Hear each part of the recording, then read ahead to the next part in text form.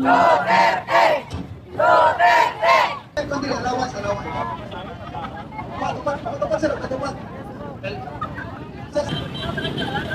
Okay, ang lang nato sa kinakalim nyo. Kung sa kalim nyo, pagsunod nato doon nga lugar, natin kalim nyo, paghawa nato. Okay lang?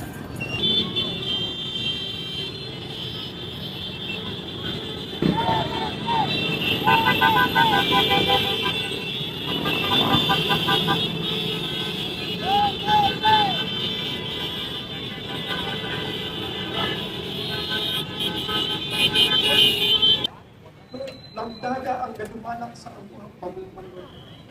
Lord, palayot kang sa diskasya, na numatarong na umagdala sa pagpapagyan ng Lord. Kini among palayot itagi sa iyong anak sa Jesus. Amen. Tulong sa illegal na droga. Samantalang ako. Maling-mali po yung ginawa nilang paghuli sa Pangulo.